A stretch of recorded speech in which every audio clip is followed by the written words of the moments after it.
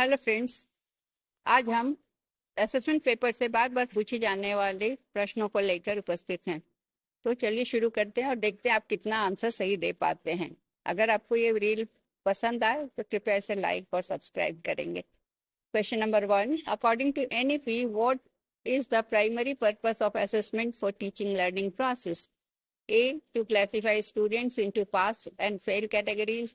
B, to promote rote memorization of facts. C, to assess higher order skills like critical thinking and conceptual understanding. D, to conduct annual examinations only. Answer is 3, to assess higher order skills like critical thinking and conceptual understanding. The NEP 2022 emphasizes a shift from summative rote-based assessment to competency-based and holistic assessment that evaluates higher order skills such as critical thinking, creativity, and conceptual understanding. Assessment should be continuous and formative, not merely a tool for classification or annual exams. Question number 2, which of the following is an example of formative assessment? A, annual final examination. B, board examination. C, weekly quizzes and classroom observation. D, determined and summative test. Answer is C, weekly quizzes and classroom observations. Formative assessment is ongoing and conducted during the learning process to monitor students' progress and provide feedback for improvement. It includes quizzes, weekly test, observations, homework, discussions, etc. Summative assessments are annual exams, board exams, term tests, which are terminal in nature and conducted at the end of learning process. Period. Question number 3, continuous and comprehensive evaluation CCE includes A, only scholastic area, B, only post-scholastic area, C, both post-scholastic and scholastic aspects of learner growth, D, only term end examination. Answer is C, both scholastic and post-scholastic aspects of learner's growth. CCE assesses both scholastic, which is academic subjects, and post-scholastic like skills, attitude, values, co-curricular activities, aspects of a learner development. It is continuous throughout the year and comprehensive in covering all domains of growth. Question number 4, according to Bloom's revised taxonomy, the lowest level of cognitive domain is A, analyze, B, evaluate, C, remember, D, create. Answer is C, remember. Bloom's revised taxonomy, which was done in 2001, organizes cognitive skills from lower order to higher order thinking, which is remember, understand, apply, analyze, evaluate, and create. So remember is the lowest level involving recall of facts and basic concepts. Question number 5, which type of assessment is conducted to identify learning difficulties and provide remedial support? A, summative assessment, B, diagnostic assessment, C, placement assessment, and D, criterion reference assessment. Answer is B, diagnostic assessment. Diagnostic assessment is designed to identify specific learning difficulties, gaps, or misconceptions in a student's understanding. It helps teachers to plan remedial teaching, targeted interventions to address the challenges before moving forward. Question number 6, in the context of CCE, comprehensive means A, assessment should cover all subjects only. B, assessment should cover all aspects of learners' development, including cognitive, affective, and psychomotor domains. C, assessment should be done once in a year. D, assessment should include only written test. Answer is B, assessment should cover all aspects of learner development, including cognitive, affective, and psychomotor domains. Comprehensive in CCE refers assessing whole child, covering not just cognitive or academic achievements, but also affective, which includes attitudes, values, and emotions, and psychomotor includes physical skills, creativity domains. This aligns with the Panchkosha holistic development model emphasized in NCFFS 2022. Question number 7. What is the primary purpose of grading in CCE system? A, to rank students against each other. B, to reduce stress and anxiety by minimizing close numerical differentiation. C, to make easier for teacher to mark answer sheets. D, to identify only top performing students.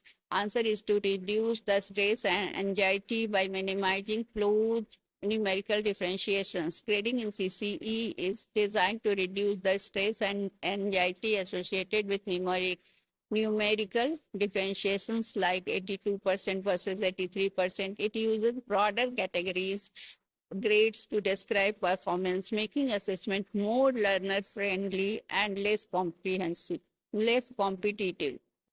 Question number 8. Which of the following is a characteristic of criterion reference assessment? A, it compares a student's performance with other students. B, it measures students' performance against a fixed set of predetermined criteria of learning outcomes. C, it is used only for admission purpose. D, it ranks students on a bell curve, that is normal curve. Answer is B, it measures students' performance against a fixed set of predetermined criteria or learning outcomes. Criterion reference assessments evaluates whether a student has achieved a specific learning outcome or competencies regardless of how other students performed. So all the exams like IIT, IIMs, NEET are criterion reference assessment. It is competency based and focuses on mastery of defined criteria, not on ranking or comparison with others. Question number 9. According to NEP 2020, which of the following is recommended for holistic assessment? Only pen and paper test. B, self-assessment, peer assessment, and teacher assessment. C, only external board exams.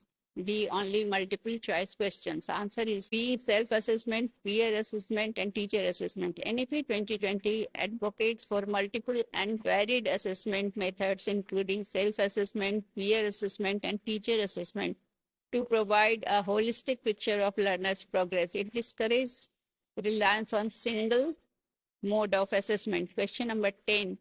The main purpose of assessment for learning is to assign final grade to students. B, to provide feedback to improve teaching and learning during process. C, to compare students across different schools. D, select students for competitive examinations. Answer is B, provide feedback to improve teaching and learning during the process. Assessment for learning, that is formative assessment, is designed to support and enhance learning by providing ongoing feedback to both teachers and students. So it is like weekly test, Friday test, Monday test, which are done on weekly basis continuously to see the students' performance. It helps to identify strengths and areas for improvement during the learning process rather than measuring outcome at the end. Question number 11. Which assessment tool is most appropriate for assessing psychomotor domain in a science classroom? A, written objective test. B, oral quiz. C, practical examination or hands-on activity. Group 4. D is group discussion. Since psychomotor domain is attached with the physical skills, so it is done through practical examination or hands-on activity. So answer is C. The psychomotor domain involves physical skills, manipulation of objects, and coordination. Practical examinations, lab work, and hands-on activities are most appropriate tools to assess this domain, as they require students to demonstrate the skills rather than just recall and explain them. Question number 12. In the context of inclusive education, assessment should be A, same for all learners regardless of their needs. B, flexible and accommodative of diverse learning needs. C, conducted only in written formats. D, used primarily for labeling students. Answer is be flexible and accommodative of diverse learning needs, because inclusive education it includes all types of students in same class, so it requires flexible and accommodative assessment practices that consider the diverse needs of all learners, including children with special needs, PWSN, because they are also in the same class with the normal children. This may include adaptations, accommodations, and alternative assessment methods to ensure fair and accurate evaluation of every student's learning. Question number 13. According to Piaget's theory, assessment should be based on only memorization of facts, B, aligned with developmental stage of the learner, C, same for all age groups, D, conducted only through standardized tests. Answer is B, aligned with the developmental stages of the learner. Piaget's theory emphasizes that children's cognitive ability develop through distinct stages. Assessment should be developmentally appropriate. Tasks and questions should match the learner's cognitive stage. So different stages have different cognitive levels. So sensory, motor, pre-operational, concrete, operational, and formal operational, to accurately measure their understanding according to their age. Question number 14. Which of the following is a tool for assessing affective domain in learners? A, multiple choice test, B, attitude scale, self-report inventory, C, practical exam, D, mathematical problem set.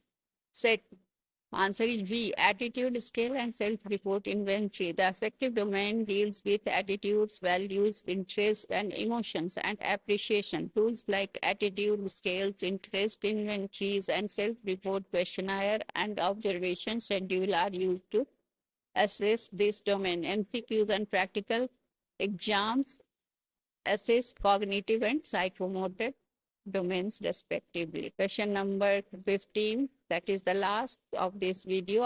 The RTE Act 2009 mandates that assessment in schools should be based on option is A, be used to retain children in same class. B is be continuous and comprehensive with no detention until class 8. C, be conducted only through annual exams. D, focus only on language and mathematics. So answer is B, that is be continuous and comprehensive with no detention until class 8. The Right to Education Act 2009 mandates continuous and comprehensive evaluation and prohibits detention of any child until the completion of class 8. So all children will be promoted up to class 8. Assessment should be used to support learning, not to hold children back. So that's all for today. If you like, please share and subscribe. Thank you.